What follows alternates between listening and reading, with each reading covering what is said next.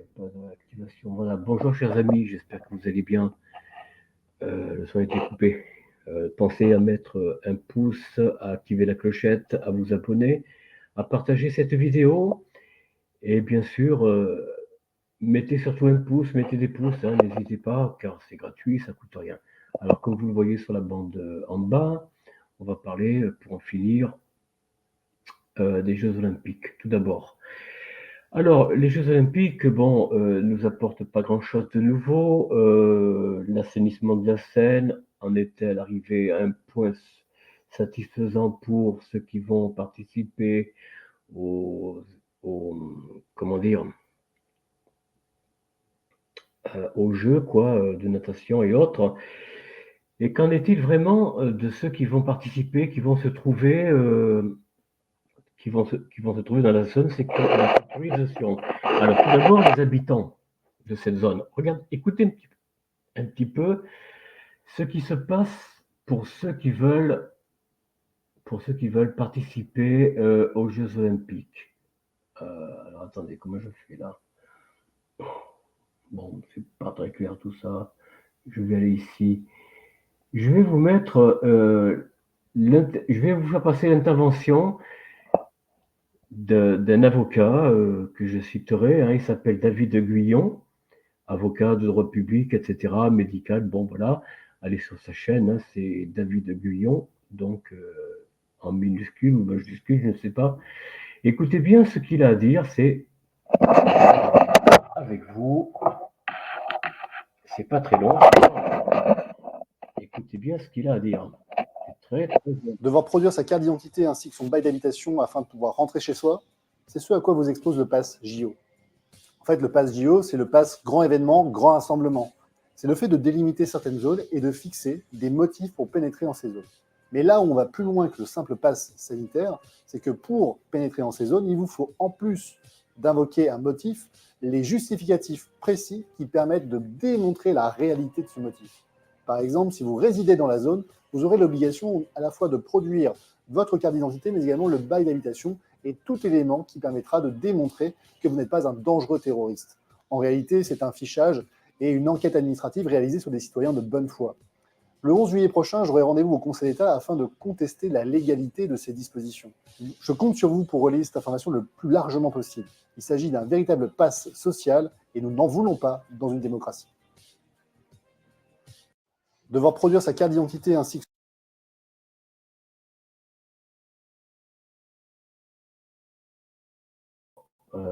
Voilà, je reprends la parole. Alors, qu'en pensez-vous? Vous habitez les zones où les jeux se dérouleront. Eh bien, écoutez, attendez-vous à un flicage totalement étendu sur ce périmètre et peut-être même au-delà, mais surtout dans ce périmètre dit de sécurité ou de sécurisation. Alors, pour ma part, j'irai pas à Paris, j'éviterai la foule, j'éviterai la cohue, car en dehors du fait d'être fliqué, d'être tracé, etc., c'est que comme je vous l'ai dit, il y a des endroits où il y a des files, une pour aller vers tel endroit et un autre pour en revenir. Et si vous débordez si vous faites le contraire de ce qui est tracé, vous risquez d'avoir des problèmes de contrôle. Bon, ça, je vous en avais parlé dans une vidéo précédente. Je vais arrêter là qu'est-ce que j'ai fait là? Non, je la supprime. Alors, je vais vous donner, maintenant, on va passer sur un autre sujet, si vous en êtes d'accord. Un sujet qui traite des dernières élections législatives. Alors, je vais vous démontrer ce qu'est vraiment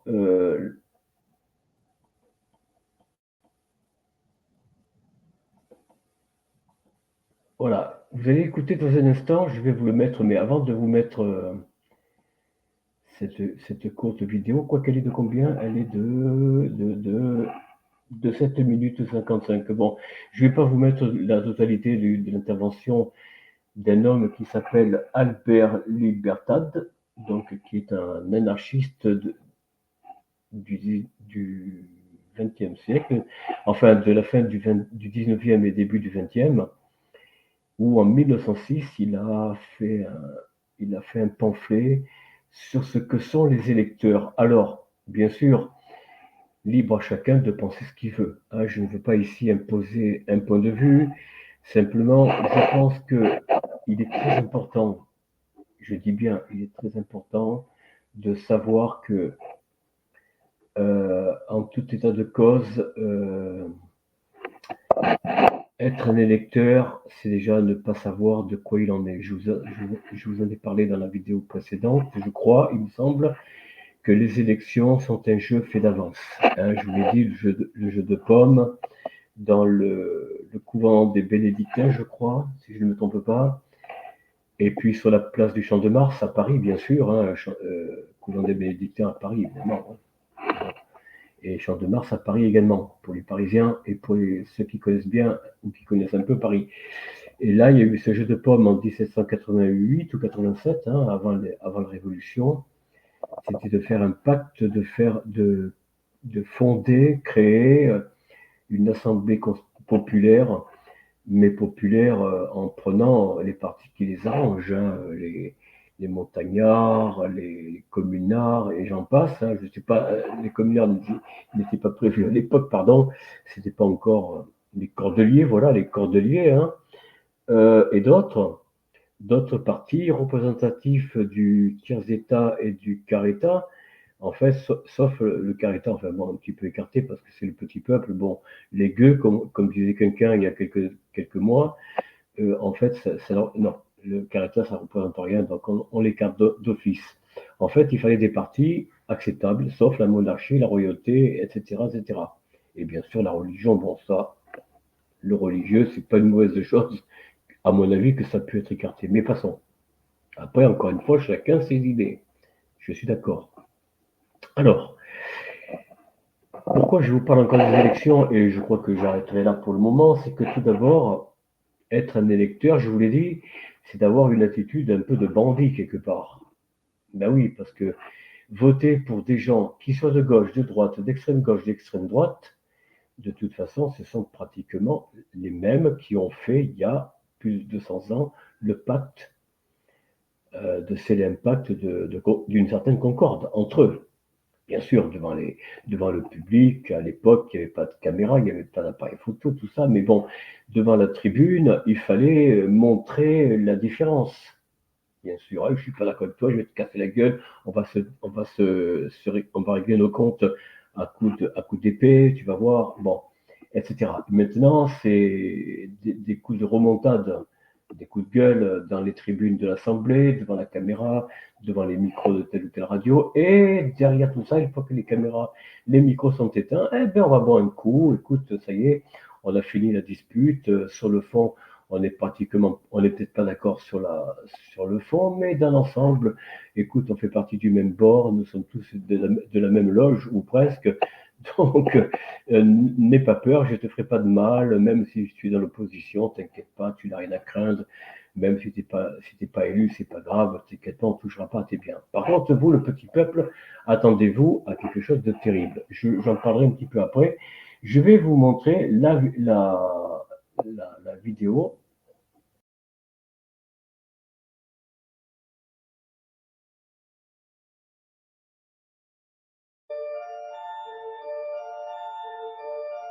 C'est toi le criminel, ô peuple, puisque c'est toi le souverain. Tu es, il est vrai, le criminel inconscient et naïf. Tu votes et tu ne vois pas que tu es ta propre victime. Pourtant, n'as-tu pas encore assez expérimenté que les députés qui promettent de te défendre, comme tous les gouvernements du monde présents et passés, sont des menteurs et des impuissants? Tu le sais et tu t'en plains. Tu le sais et tu les nommes. Les gouvernements, quels qu'ils soient, ont travaillé, travaillent et travailleront pour leurs intérêts, pour ceux de leur caste et de leur coterie. Où en a-t-il été autrement et comment pourrait-il en être autrement? Les gouvernés sont des subalternes et des exploités. En connais-tu qui ne le soient pas?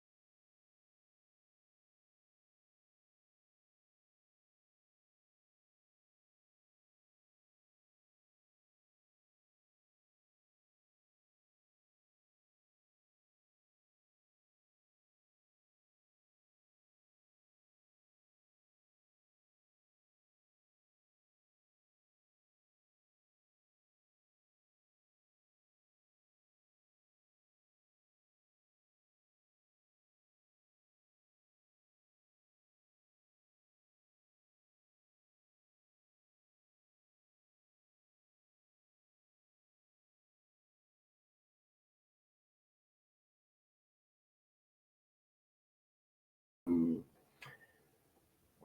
je vais peut-être le laisser. Non, qu'est-ce que je fais moi?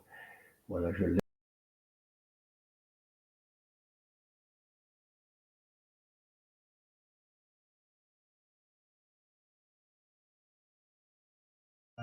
Tant que tu n'as pas compris que c'est à toi seul qu'il appartient de produire et de vivre à ta guise, tant que tu supporteras par crainte et que tu fabriqueras toi-même, par croyance à l'autorité nécessaire, des chefs et des directeurs, sache-le bien aussi.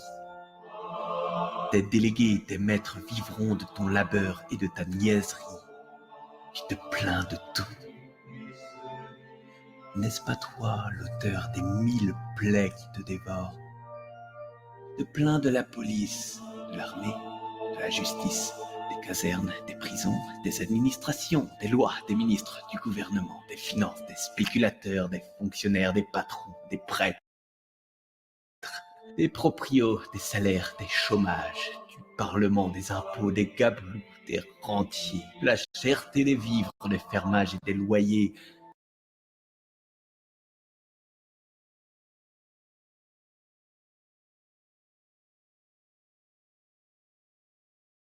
Je vais pu me mettre, voilà. Je remets mon appartement de 36 mètres carrés. Vous voyez, c'est énorme, énorme, énorme, énorme, énorme, énorme. Mais bon, ça va, j'ai pas d'enfant, je suis seul, je vis seul, je n'ai pas de femme, enfin, j'ai des amis, mais bon, c'est à l'extérieur. Bon, passons. Alors, pour finir avec ces élections, oui, ces élections, donc, hein, c'est un véritable esclavagisme. C'est-à-dire que, en fait, on prend votre liberté d'aller voter. Même si vous votez blanc, vous vous déplacez comme, on va dire, comme un mouton dans un isoloir pour faire comme les autres, même si vous ne votez pas comme les autres d'ailleurs. Même si vous votez blanc, orange, rouge, peu importe. Mais même si vous ne votez pas pour un candidat ou un autre candidat, vous vous déplacez de peur de ne pas faire comme les autres. Vous voyez, vous n'êtes pas libre. Vous n'êtes pas libre. Donc, vous êtes le propre bourreau des plaies que vous subissez. Bon, après, chacun fait ce qu'il veut. Encore une fois, je rappelle, la liberté de chacun ne me regarde pas. Moi, je parle de ce que je ressens depuis déjà très longtemps, depuis déjà un certain temps, à peu près 10 ans, on va dire, même un peu plus.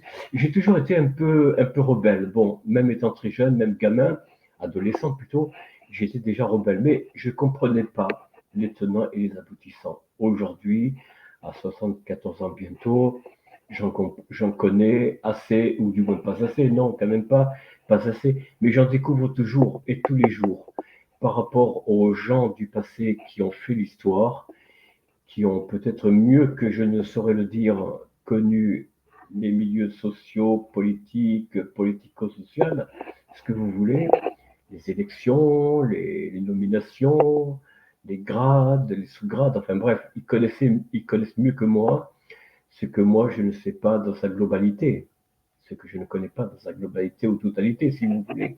Donc en politique, quand on veut en faire, hein, il faut connaître, même si j'ai travaillé un peu dedans en 2002, mais bon, si vous voulez vraiment en apprendre davantage et tester de vous présenter, pourquoi pas, pourquoi pas. Mais je vous dis, la politique dans le monde, c'est pas uniquement en France ou aux States, aux États-Unis ou en Allemagne, non, c'est de partout dans le monde, y compris dans des pays monarchistes, royalistes plutôt. Il n'y a plus de monarchie, hein, il n'y a que des royalistes, des partis royaux. Hein, la Thaïlande, c'était un roi, mais c'est la royauté. L'Angleterre, c'est la royauté, mais ce n'est pas la monarchie.